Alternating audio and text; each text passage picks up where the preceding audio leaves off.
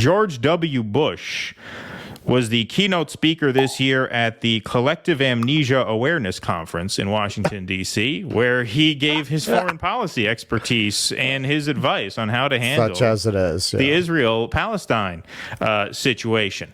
So here's George W. Bush. Yes, George W. Bush speaking out against negotiation.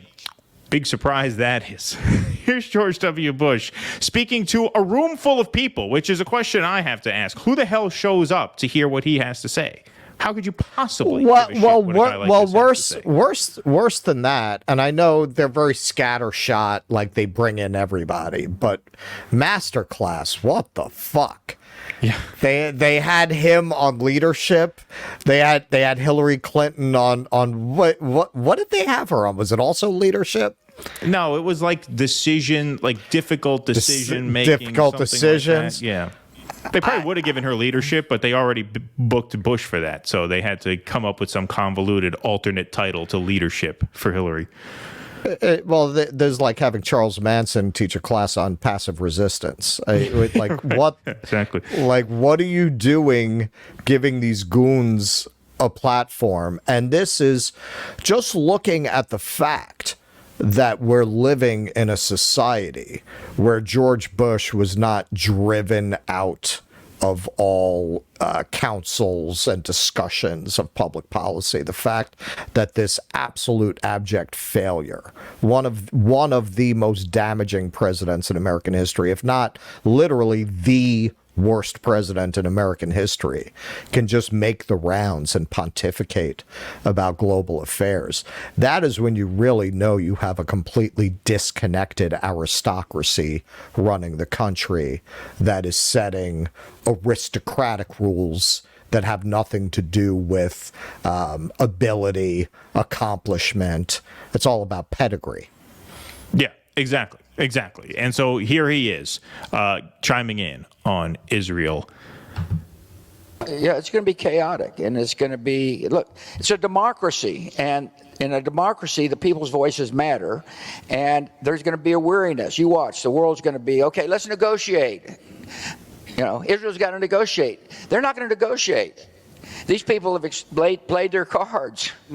They want to kill as many as... Look at this room full of morons. I mean, when you go to that shot, that should be like, the debut of your Awkward Friends off-Broadway play where, like, he dragged, like, 8 people there because they feel obligated, so he doesn't drink himself to death that night if you don't show up. That should be the crowd for this. Look at the audience. Who are these fucking people? That's what I want to know. I mean, what is this event? For real, though, what is it? I don't know. I don't care. I didn't bother looking it up. All right, fair enough. That's why I made the joke. Damn it, was to cover up the fact that I don't know what the fuck event this is. I mean, it was a good joke on its own terms. So I figured, you knew, but you went for the good joke. Right, exactly. No, I actually went for the good joke in substitution of proper research. That's what in lieu of research, I went for the joke. I was actually going to look up the name of the event, but then I'm like, you know what? I thought of this fun joke I'll tell instead. That's better. I mean, now you're really showing how the sausage is made, because that's like 80% of the shit we say. Israelis as they can, and negotiating with killers is not an option for the elected government of Israel. I didn't negotiate with anybody. Look how things turned out. I'm great. I'm one of the best presidents in American history. People wish I was back. In fact, most of the people in this audience are probably dumb enough to wish he actually was. They probably do. Most of the people who watch MSNBC. Yeah, exactly. It's steadfast, but it's not going to take long for people. That's gone on too long. Surely there's a way to settle this through negotiations. Both sides are guilty. My view is one side is guilty, and it's not Israel. All right. So just murderous insanity from the most likely of places, the mouth of George W. Bush. I have the most obvious, most conformist view to the will of the military-industrial complex imaginable. Surprise! I bet I shocked you with that take. No, really, George Bush has been one of the greatest examples of the Orwellian nature of your rank and file Democrats and their relationship to the media. It has been amazing. If you tell them now, don't you remember that liberal views on George Bush, he was kind of Donald Trump 1.0 for you guys. Right. Like he was the one who you would rant and rave about. Don't you remember that?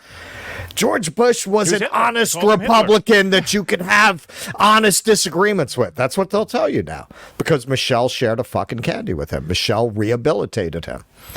That's it. If Michelle's good with him, her partner in crime, right? If Michelle's good with him, he's good with us.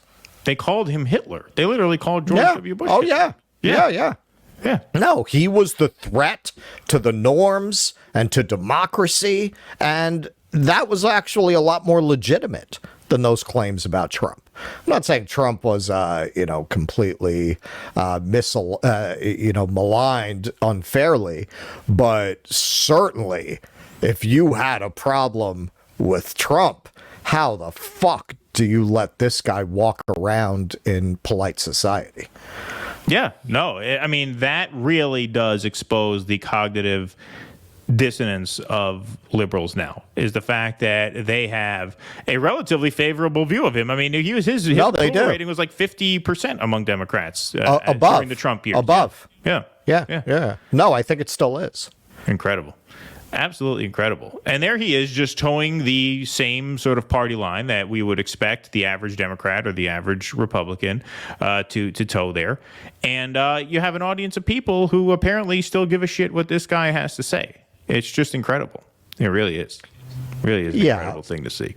Yeah, I mean, him, Bill Kristol, I mean, all of these people who, that is when your country is being led by deeply unserious people who are insulated, and that's really the key element to having a dissolute, incompetent aristocracy like that. They don't face the consequences of their actions. They're going to be rich either way. They're going to get those cushy jobs either way. It's the people who have to suffer for their decisions. And this is just one big circle jerk amongst themselves. They control the awards. They control the committees. They control the grants. They control the academic funding. They control they control the media. They control all of that. And with that level of control and with all of the wealth having been funneled to their class, they're able to just completely insulate themselves within a bubble where George Bush holding forth on public policy and foreign policy makes some kind of sense. If you really had to face the consequences of listening to assholes like this, you would never let this man speak on a stage again. Please clap.